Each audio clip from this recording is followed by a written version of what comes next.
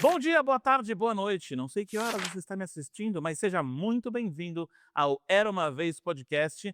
Você que é caçador de experiências memoráveis e nos acompanha desde a primeira temporada, onde a gente falou com gente grande. E aqui a gente gosta disso, de falar com quem entende de experiência do cliente, experiência do colaborador, de negócios, enfim. Começamos pequenininhos e já temos mais de 200 mil visualizações no YouTube, já há mais de 100 horas ouvidas no Spotify Brasil. Muito obrigado você que acompanha a gente desde o começo. E hoje nós vamos falar da experiência do cliente, mas também vamos falar da experiência que gera a experiência do cliente. Lembrando, claro, que este podcast é um oferecimento da Era, a empresa que facilita a vida do seu colaborador, melhora a experiência dele para impactar a experiência do seu cliente. Hoje estamos aqui com ela, Uhum. Tamires Bastos, que é analista de desenvolvimento sênior no Willbank. Seja bem-vinda, Tamires. Muito obrigado, Bruno. A experiência aqui já está sendo incrível, né. É uma estreia para mim, um podcast, então espero conseguir compartilhar um pouco da minha jornada e trazer algumas reflexões sobre tudo que a gente vai conversar aqui hoje.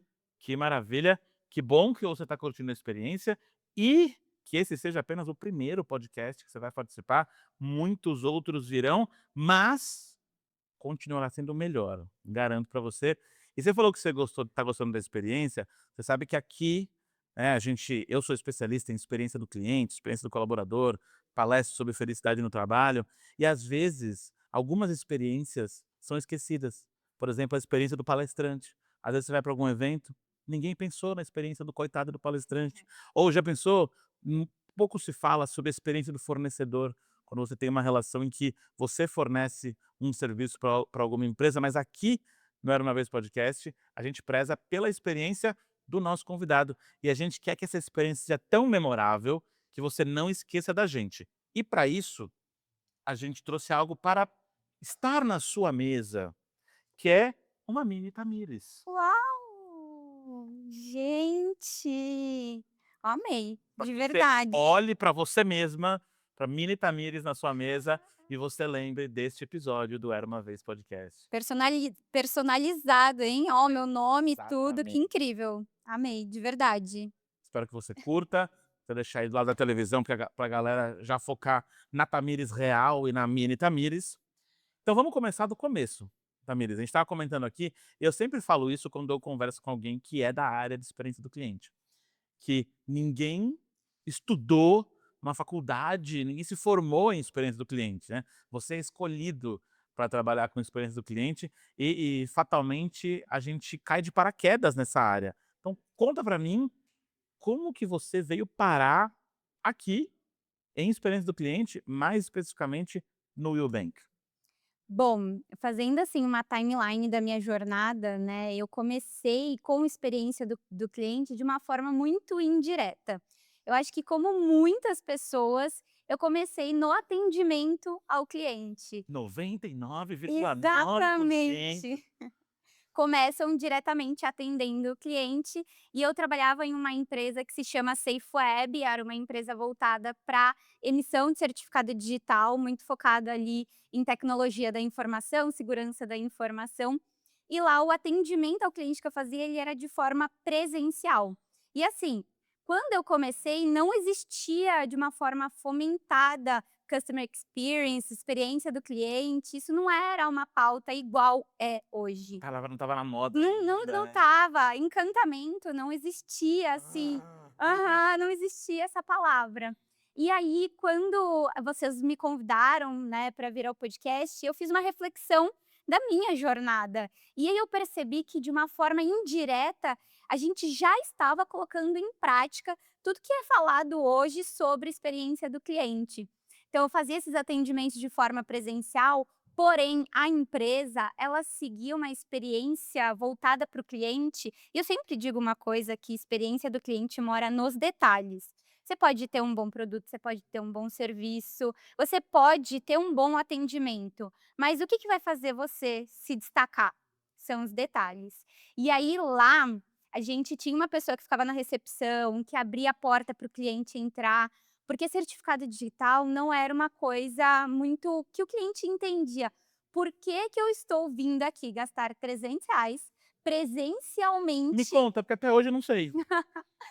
para segurança dos dados das transações que eles realizavam, né. E normalmente eles chegavam falando que: "Ah, eu tô aqui porque meu contador mandou". Então, diferente de você ir numa loja, escolher uma roupa que você gostou, lá ele tá indo de uma forma obrigatória, e nada que é obrigatório é legal, é gostoso, né.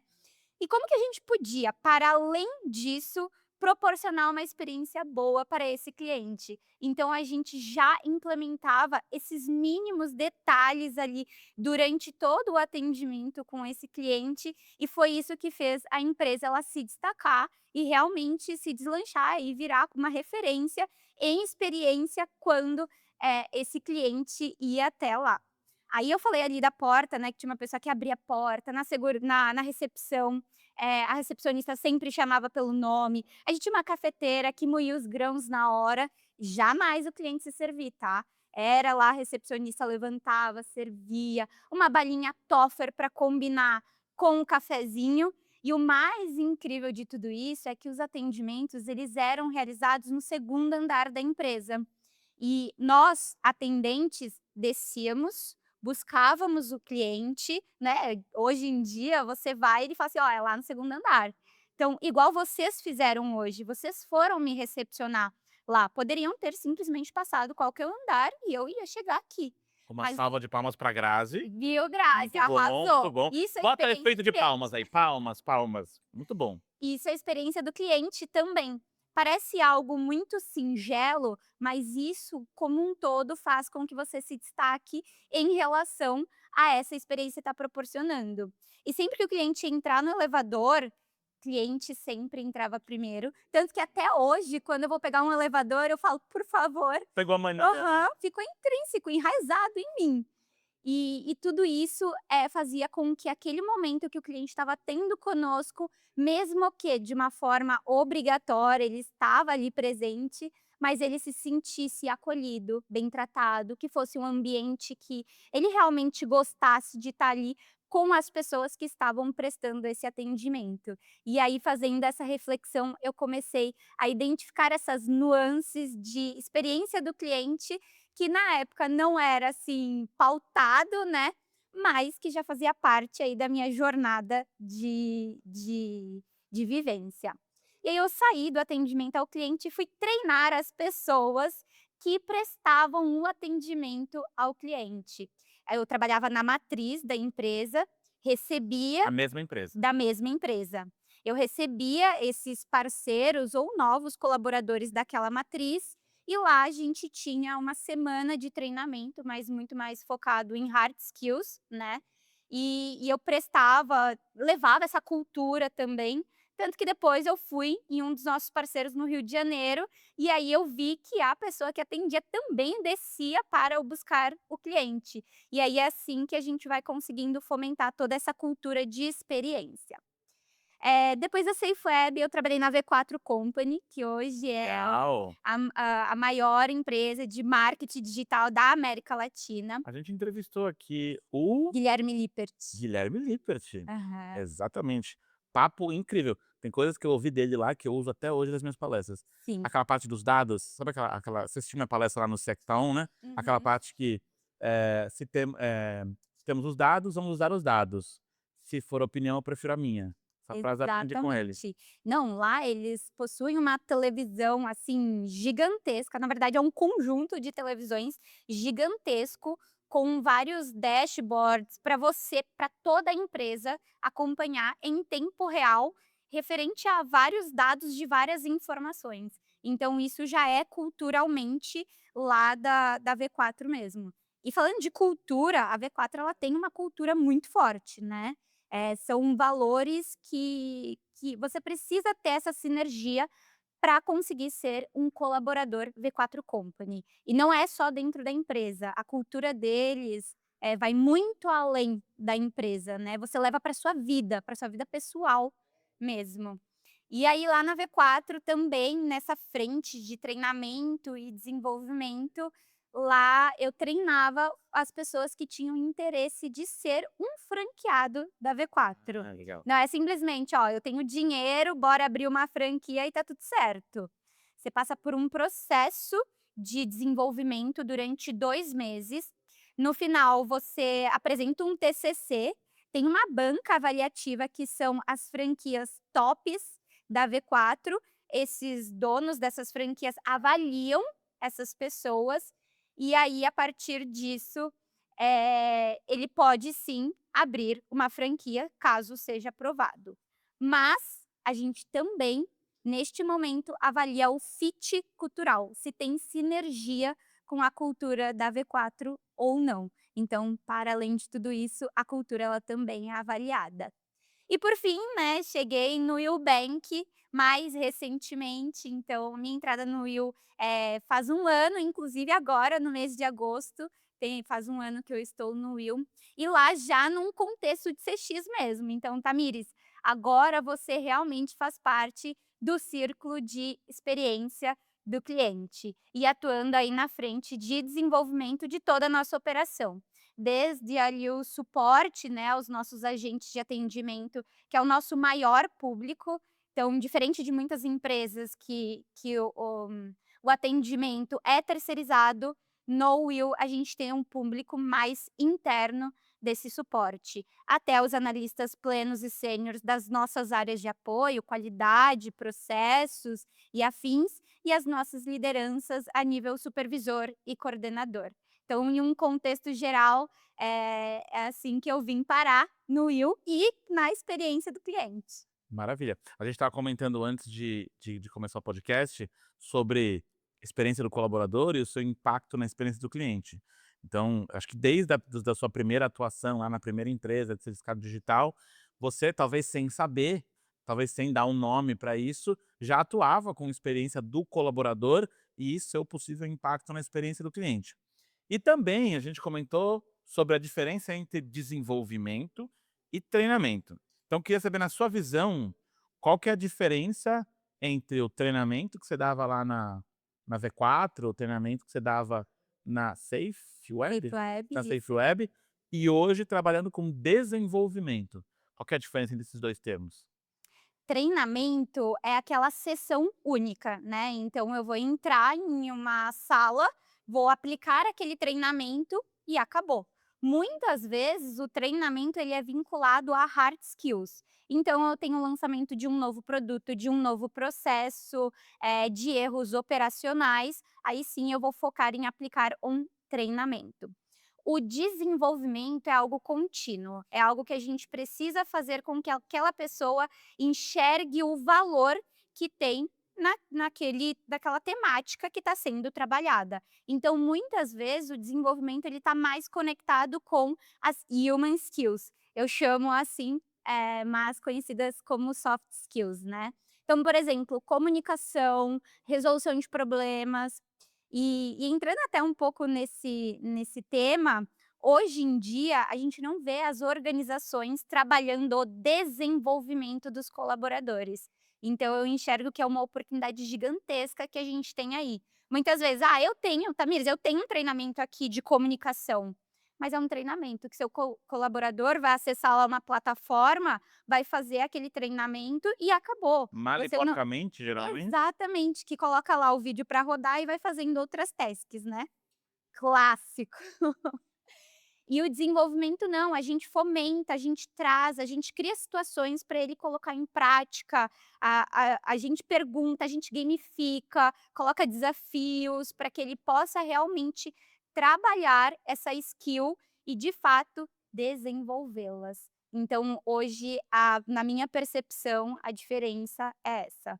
Maravilha. Eu vi aqui que quando se fala de treinamento, então daquela sessão única e tudo mais, que é fatalmente a área que eu trabalho também, Uhum. mais focado em palestras, workshops e tudo mais, que não deixa de ser um treinamento, e eu sempre falo isso para o Sim. cliente: a palestra não resolve o problema. A palestra e até o treinamento de 3, 4 horas, workshop, Uhum. é uma sessão de sensibilização. Né. Então você assistiu a minha mini palestra lá no Aham. CXA On, e você vê que ela tem, altos e baixos, né. Ela tem uma parte técnica, ela tem a parte lúdica e ela tem a parte emocional. Uhum. Porque é assim que o ser humano aprende, né. Você vai ver e trabalhar com andragogia, que é o ensino de adultos, tem que ter essa gamificação, tem que ter emoção, tem que ter riso, porque é assim que a coisa funciona. E aí você traz uma metodologia de treinamento chamada 6D. Uhum. Explica pra gente o que que é essa metodologia e por que funciona ou por que não funciona, não sei. Hoje a metodologia 6D, ela é muito conceituada em mercado, né, a maioria dos profissionais utilizam bastante, mas assim, não só para treinamento, mas para desenvolvimento ela também é muito utilizada, que é desde o diagnóstico, como que eu desenvolvo, enxergar essas necessidades, como que eu aplico e até esse acompanhamento pós-treinamento. Na minha atuação dentro do Will, eu não utilizo tanto essa metodologia, mesmo sendo uma das metodologias mais conceituadas quando a gente fala da minha área de treinamento e desenvolvimento, né. Então, hoje a gente tem esse aprofundamento de diagnóstico, a gente olha, né, para os vieses ali de performa das nossas pesquisas internas para poder entender essas necessidades. E inclusive, falando de entender essas necessidades, foi a partir disso que hoje a gente está tocando aí um projeto que tem com intuição colocar ele como um case de mercado. E aí, se você quiser, a gente pode abrir um pouquinho Ah, eu gostaria. desse projeto. Case a gente gosta, porque Uhum. case é porque deu certo. Então conta pra gente que case é esse e por que ele é tão importante pra vocês. Bom, o nome dele é Will Up. Lá no Will tem uma curiosidade que a gente sempre gosta de colocar o Will no meio de todos os nomes que a gente implementa nos nossos É projetos. branding que chama, é branding. Pega, fixa, né. A gente tem o Will Up, que é voltado para essas áreas de apoio e as nossas lideranças. E por enquanto ele não se tornou um case de mercado, porque ele está ocorrendo dentro desse ano de 2025. Então lá em 2026 a gente vai conseguir ter esses dados, esses comparativos, para de fato colocar ele: "Olha, isso daqui é um case de mercado do Will e voltado para o desenvolvimento dessas nossas áreas de apoio dentro desse contexto de CX". O Will Up ele vem muito com essa pegada de fato de desenvolver. Eu estou um pouco obcecada por essa questão de desenvolvimento de human skills, porque eu de fato enxergo muito valor e muita oportunidade em relação a isso.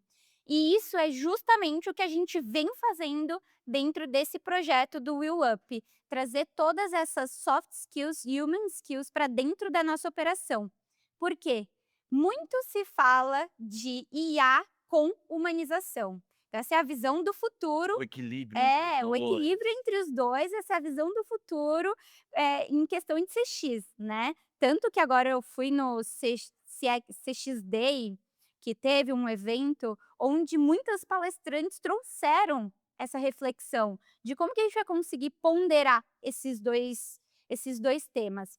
Mas, quando eu falo de human skills e hard skills, o hard skills a IA me entrega, entendeu? Porque é muito mais processual. Então, o human skills E a você IA pode não me consultar a entrega. qualquer hora, né, você Exatamente. A IA não vai me entregar esse desenvolvimento humano, porque é humano, né?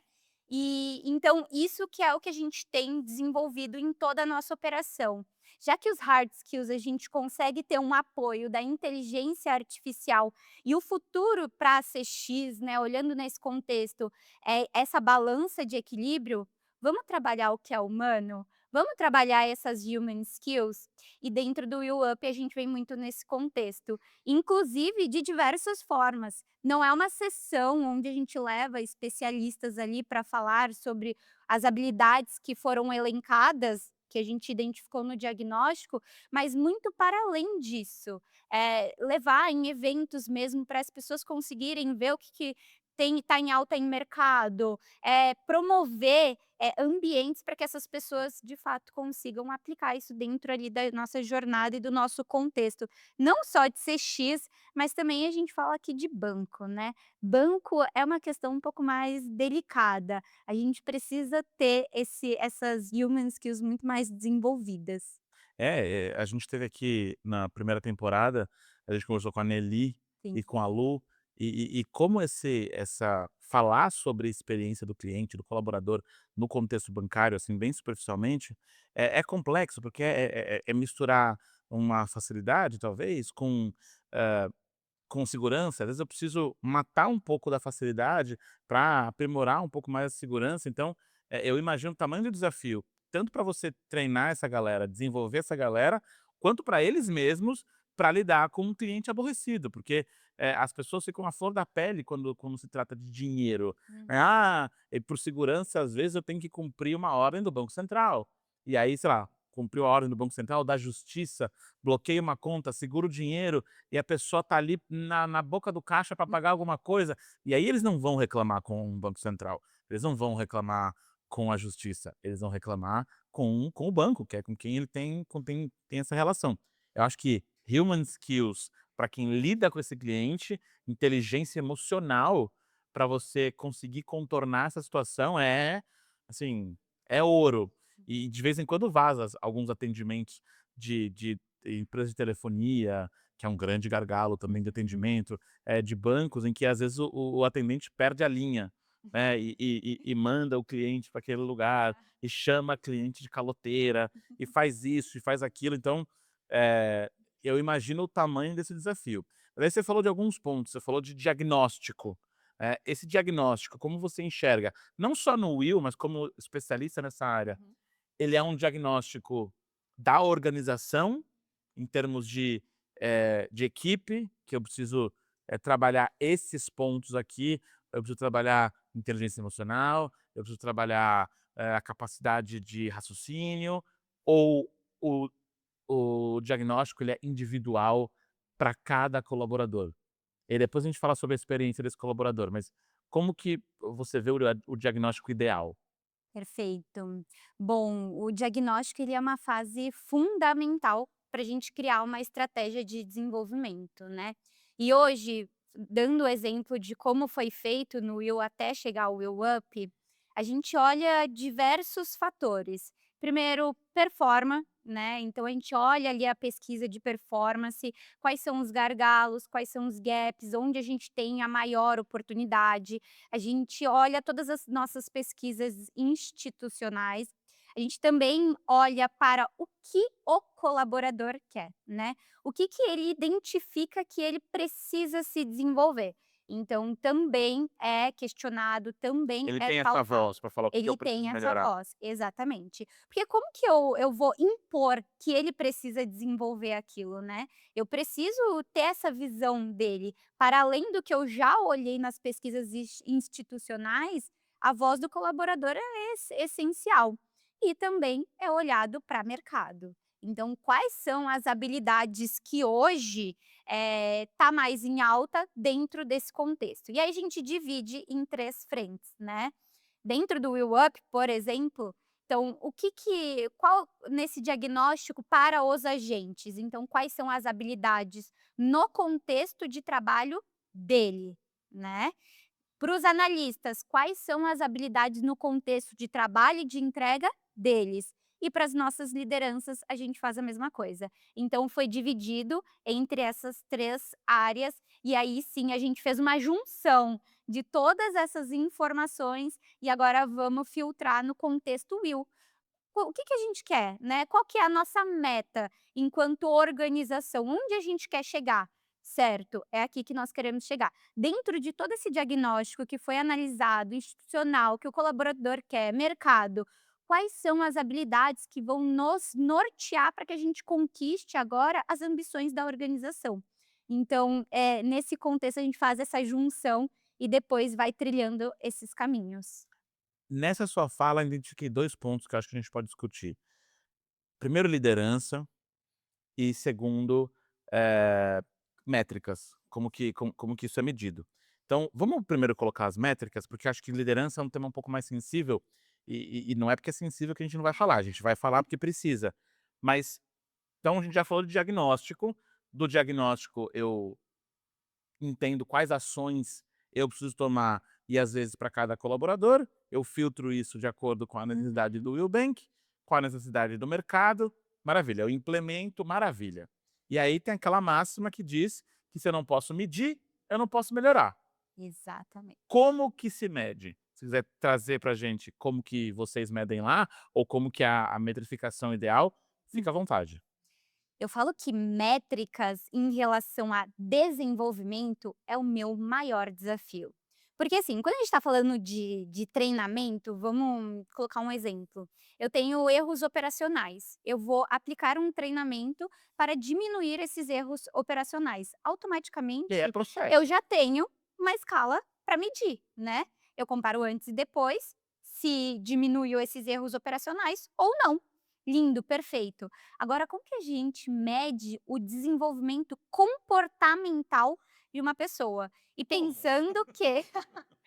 pensando que desenvolvimento comportamental é a longo prazo, né. A gente bate na mesma tecla até que aquela pessoa enxergue valor em desenvolver aquela habilidade, comece a colocar em prática, e aí sim a gente começa a ver todos os resultados baseados nisso, né.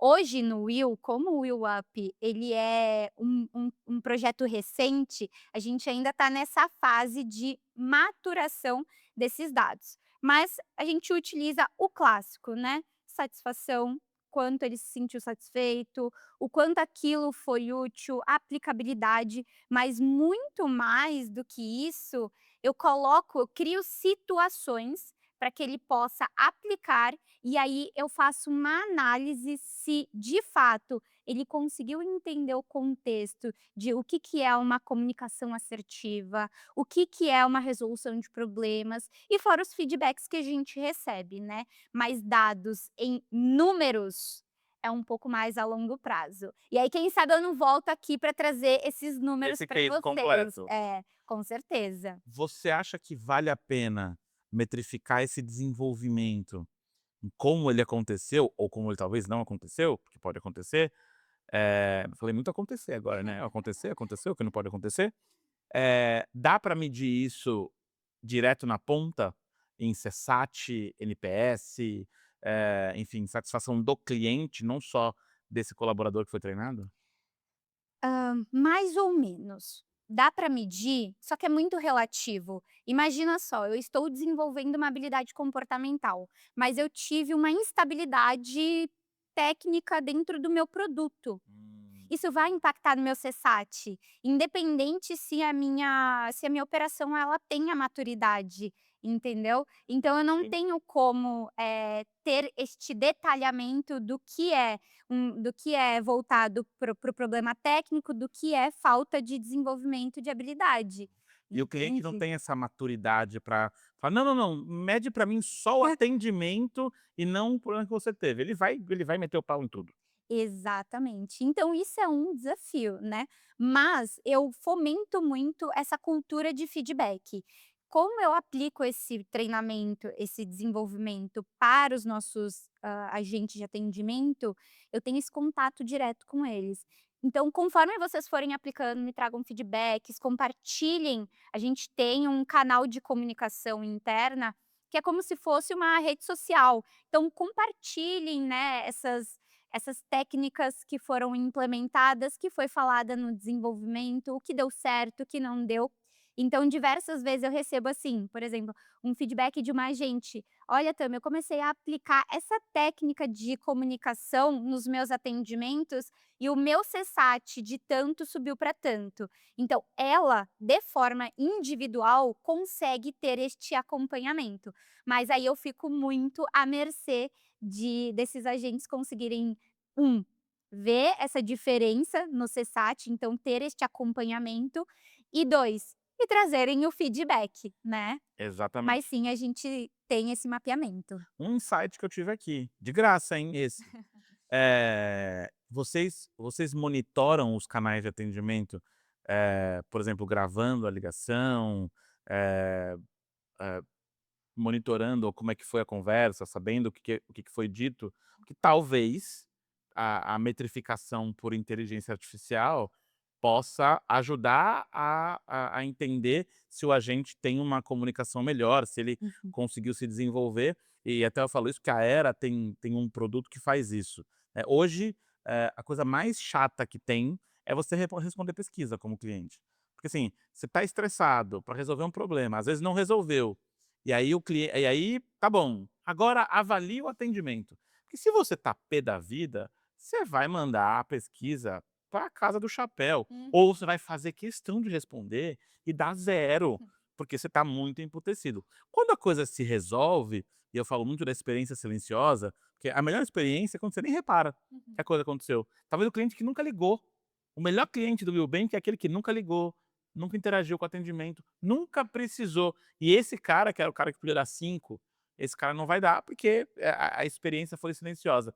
E essa ferramenta, ela mede como foi a conversa e, com base em parâmetros e prompts estabelecidos e pré-determinados, ele consegue avaliar e até dar um NPS, uma nota de NPS para aquela conversa, com base nas respostas do consumidor e com base nas respostas do atendente, tendo uma métrica ainda um pouco subjetiva, porque eu tenho uma IA, fazendo essa análise, mas você já tem algum número que usa o mesmo padrão para todo mundo.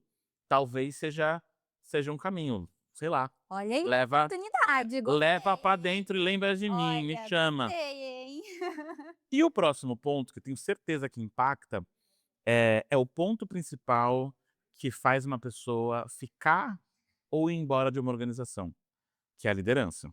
Então, desenvolvimento é super importante, Uhum. porque pessoas que são subdesenvolvidas dentro da organização, elas não sentem que estão sendo, devidamente recompensadas, que elas estão fazendo parte de algo, parece que ela está jogada ali, então o desenvolvimento tem um papel importante. Mas eu acredito que a liderança, hoje tem um dado que eu acho que é da McKinsey, que fala que mais de 70% das pessoas que se demitem da organização, né, de uma empresa, se demitem por causa da liderança. Porque o líder, vamos ser claro, porque o líder foi babaca, Uhum. porque o líder foi ruim, porque o líder não cumpriu o papel dele de desenvolver. Como que você, Tamires, e como que o Eubank vê essa relação entre liderança e liderado? Porque o líder é o cara que pode destruir o seu trabalho. Exatamente. Hoje dentro do Will eu exerço também esse papel de desenvolvimento dessas lideranças, né, e com certeza o líder ele tem um papel fundamental, principalmente quando a gente fala de impacto em toda a nossa nosso círculo de CX, né. E aí, nesse processo de desenvolvimento das nossas lideranças, a gente também foca bastante em human skills.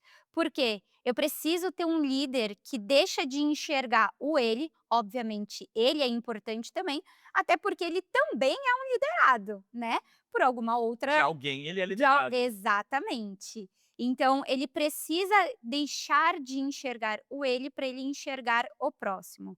Então, por exemplo, para mim, uma das habilidades essenciais é a escuta ativa, porque eu preciso escutar o que o meu colaborador precisa para sim exercer um papel de liderança. E em uma liderança, ser um líder, você tira essa função operacional. E o operacional está vinculado a hard skills. Então por isso eu volto aqui nessa temática, eu falei que eu estou um pouco obcecada por isso, né, Ah, tudo eu certo, volto gostamos de aqui pessoas obcecadas. eu volto aqui nessa temática de o como que a gente faz para desenvolver essas nossas lideranças. E eu tenho eu falo que o maior diferencial é essa nossa cultura humanizada, porque de fato não é só, pregado na parede, né, isso realmente acontece internamente. A gente fomenta muito esse lado humano, de diversidade, de que todos têm voz, a nossa hierarquia lá também, isso funciona muito bem. E a maioria dos nossos líderes hoje, eles cresceram dentro do Will, né. A gente tem uma parcela menor de pessoas que vieram do mercado, do que de pessoas que transitaram entre cadeiras internamente. Então lá a gente enxerga que esse desenvolvimento de, habilidades comportamentais é o ponto principal, porque se a minha maior parte das lideranças fizeram transições de cadeira, a parte operacional, a parte de negócio, já está muito bem estruturado naquele líder, né. E a gente fala que o líder, a primeira cadeira de liderança, ele nunca foi preparado para aquilo, né. Dificilmente a gente consegue enxergar, um plano de sucessão dentro de uma empresa onde eu vou desenvolver essas pessoas para que futuramente ele ocupe essa cadeira de liderança. Muitas vezes é na dor, né, é na dor, "Pô, bom, assumi essa cadeira e agora eu preciso entender como é que eu consigo ser um bom líder". E aí eu volto a bater na mesma tecla, né, do desenvolvimento comportamental, porque a parte toda técnica, estratégia, conhecimento de negócio, essa liderança ela já tem. E vocês conseguem, a gente falou de impacto na na ponta, no cliente, e aí a dificuldade de medir, Uhum. porque eu posso ter algum problema operacional que vai impactar nesse resultado, mas, eu consigo você consegue medir esse impacto, por exemplo, no turnover? Com certeza. A gente tem um turnover muito baixo. E hoje a gente tem uma operação interna do atendimento de 480 agentes. E a maioria Próprios. próprios internos, mais a nossa BPO, né, que aí acho que tem aproximadamente 300 pessoas na BPO. E hoje a nossa operação interna tem bastante tempo de casa, então o turnover do Will, ele realmente é bem baixo. E houve ele sempre foi baixo? Ou você vê um impacto do Will Up em cima desse turnover? Ou ainda não tem esse Ainda dado? não conseguimos metrificar isso, mas ó, ano que vem eu vou trazer esses resultados para você. Não, e eu fico muito curioso porque, bom, você esteve lá no Hopi Hari, Sim. no CX Town, e eu trabalhei no Hopi Hari como head de experiências. Uhum. Eu sei que às vezes é difícil de visualizar, de ver lá o Bruno cantando evidências, né, diferentão, mas foi um trabalho muito técnico em resolver turnover. Hum. Porque no Hopi Hari, você imagina, no meio da rodovia, eu tenho gente de Campinas, eu tenho gente, ah, de Vinhedo, eu tenho gente das cidades que ficam ao redor do parque, e pessoas jovens, que é o perfil de trabalhador do Hopi Hari, e pessoas que têm que trocar o seu final de semana e trabalhar em turnos de trabalho que não são os convencionais. E olha que o Hopi Hari não trabalha todos os dias, não funciona todos os dias, como a maioria dos parques temáticos que tem por aí, Beto Carreiro, Disney, Universal e tudo mais. Então, mesmo fazendo um trabalho que eles faziam antes de mim, de ter um salário maior, de tentar trabalhar de alguma forma esse colaborador interno, não vou falar os números, obviamente, mas o turnover do parque era muito grande. E aí, com um trabalho de focar na experiência desse colaborador, então, a primeira coisa que eu fiz quando entrei no Hopi Hari, né, nos primeiros dias, eu fiquei dando volta no parque para conversar com todos os colaboradores que eu podia, com todos os Hopios Uhum. que eu podia. Cara, qual que é a dor aqui da sua área? Deixa eu me colocar como seu advogado. Não vou falar para sua liderança, mas me fala qual que é a sua dor. E aí, assim, eu ia descobrindo: olha, pô, chegou aqui esse ventilador há 3 semanas, ninguém instalou. Instalar ventilador na banca de comida lá em Aribabiba. Ah, olha, o ar-condicionado aqui, poxa, nunca funcionou. Arrumar ar-condicionado não sei aonde. Ah, olha, eu fico aqui sabe aquela atração que gira assim? Uhum. Esqueci o nome dela. E, poxa, eu tenho que ficar vendo se ninguém levanta a mão, por segurança. Só que eu tô no sol e não tem um guarda-sol aqui pra mim. Pô, então, instalar um guarda-sol na frente da atração, que é onde ficam os colaboradores.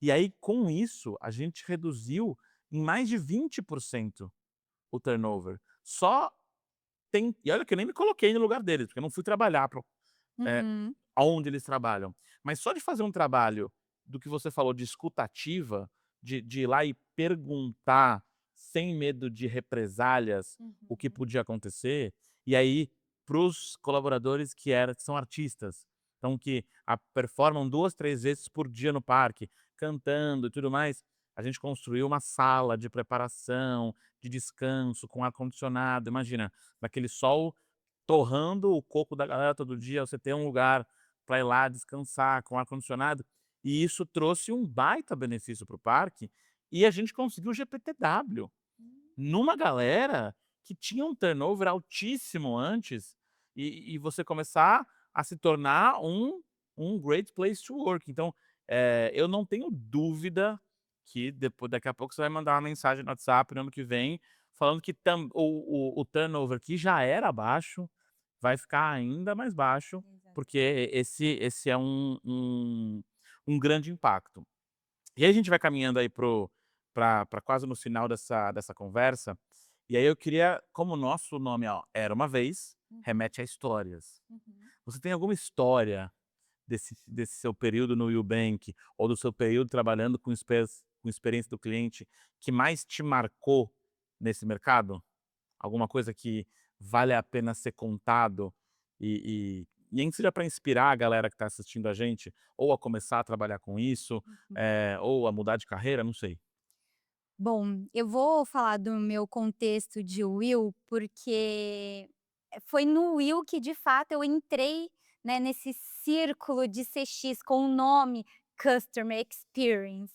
E para mim, por mais que eu já tivesse toda essa jornada dentro de uma frente de treinamento e desenvolvimento, o customer experience era algo que eu não tinha conhecimento. Então eu vim durante esse ano que eu estou dentro do Will, cada vez mais me desenvolvendo, cada vez mais buscando conhecimento. Participei de CX Town, que foi onde eu te conheci. E venho participando de diversos eventos e fazendo network com pessoas que realmente têm essa bagagem para poder agregar na minha visão. E aí hoje, depois de um ano, eu vejo que eu já tenho uma visão formada do que é experiência do cliente. Então, para as pessoas que querem mudar de carreira, que querem começar em CX e às vezes fica com aquela questão: será que já não é um mercado saturado? Será que as pessoas já não estão falando demais sobre isso? Comecem. Comecem, porque tem espaço para todo mundo, e assim como eu tenho um ano dentro, né, de customer experience, eu acho que todo mundo que tem essa vontade, que realmente tem esse desejo de entrar e começar a ver como que funciona, para além do encantamento, porque não é sobre encantamento, comecem, porque é um mercado onde a gente consegue ter muitas realizações, né. E é um mercado muito novo ainda, eu acho que está muito longe de saturar. E mesmo os mercados que eu considero saturado, por exemplo, marketing. Uhum. Marketing é um mercado saturado, tão saturado que existem lá os gurus do marketing, Ah, que sim. tentam, subverter o que já foi definido e desenhado, e falar que é fácil, e falar que é lindo e Uhum. maravilhoso.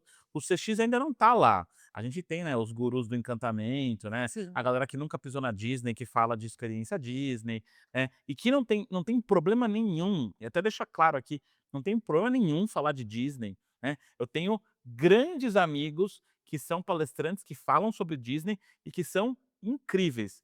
Trago um destaque aqui, já fica o convite para Jaqueline Hum. Gomes, que tá sempre na Disney, tá sempre com a galera do Disney Institute, autorizada pelo Disney Institute a falar sobre a experiência Disney. Isso é maravilhoso e dá para traduzir muita coisa do que acontece lá para cá.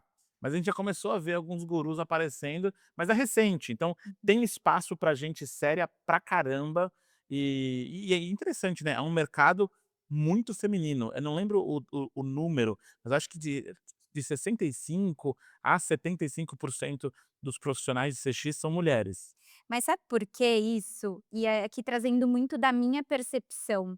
Hoje eu enxergo que a experiência do cliente ele está totalmente vinculado às emoções, né. E vamos combinar que as mulheres elas têm esse lado emocional um pouco mais aflorado do que Com os homens. certeza. Não estou generalizando, olha, não quero criar polêmicas, Existem exceções, mas mas com certeza.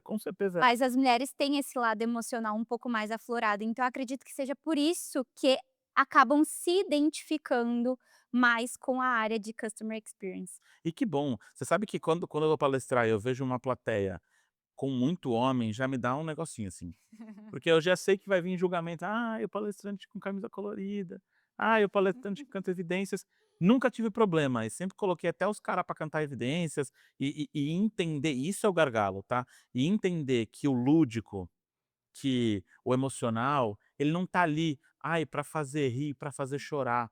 Não, ele tá ali porque é científico. É assim que o cérebro aprende, né. Você não precisa responder, porque, Uhum. a gente não lembra geralmente, mas qual que é a fórmula de Bhaskara? Você lembra? Vou ficar devendo. Por quê? Provavelmente seu professor de matemática era chato pra cacete. Uhum. E, eu não vou usar essa desgraça, e você não usa de fato, então eu não lembro qual que é a fórmula de Bhaskara. Mas quem teve um professor de matemática legalzão, aquele que criava musiquinha, aquele que era engraçado, tenho certeza que lembra até hoje qual que é a fórmula de Bhaskara. Eu não trabalho com química, nunca trabalhei com química, e lembro de uma linha inteira da tabela periódica por causa da frase que o meu professor criou. Bela Magricela casou com o senhor barão. Bela berílio, Magricela magnésio, casou o césio. Porque tinha gente que queria não, promover a decoreba, mas queria promover de fato o ensinamento, que a pessoa aprendesse. Eu não uso, nunca mais peguei uma tabela periódica na mão para fazer qualquer coisa, mas eu lembro, porque eu não decorei, porque eu aprendi. E acho que toda a história que a gente está falando aqui de desenvolvimento humano e tudo mais, é muito sobre isso, e tenho certeza que vamos ter resultados incríveis no YouUp. E aí a gente chega ao momento final do nosso podcast. Tem algum recado final que você queira dar para quem está assistindo a gente? Olha ali para a sua câmera e diga a verdade verdadeira, Tamires. Bom, para além da experiência do cliente, né, eu deixo aqui o meu recado do desenvolvimento de human skills, porque se assim como na experiência do cliente a gente está focando nas emoções que a gente quer proporcionar nessa jornada com os nossos clientes, o desenvolvimento dessas habilidades comportamentais dentro e fora das organizações são tão importante como. Então fica aqui esse meu recado aí para todo mundo que for nos assistir. Maravilhoso. Tamires, muito Hum. obrigado pelo seu tempo, obrigado por expor suas ideias, sua experiência, e tenho certeza, mais uma vez, que é só o primeiro podcast que você vai participar, mas nenhum outro vai te dar essa experiência de você ter Não. aqui, fique bem certa disso. E muito obrigado você que nos assistiu mais uma vez no Era Uma Vez Podcast, lembrando que esse podcast é um oferecimento da Era, a empresa que melhora a experiência do seu cliente, facilitando a vida do seu colaborador, com processos mais fáceis, com ferramentas mais ágeis. Imagina só não ter que pedir pesquisa de satisfação no final do atendimento. A IA faz por você. E eu trouxe aqui justamente porque a Era provê esse serviço, te dá essa ferramenta, e grandes empresas já estão fazendo isso com a ferramenta da Era. Não é à toa que a gente se mudou e a gente agora está aqui no lounge da Era, em São Paulo, podcast próprio, com equipamentos próprios, numa sala linda, maravilhosa, com snacks à vontade. Você quer vir aqui provar dessa experiência? Fala com a gente, quem sabe a gente chama você, mas tem que ser bom, hein?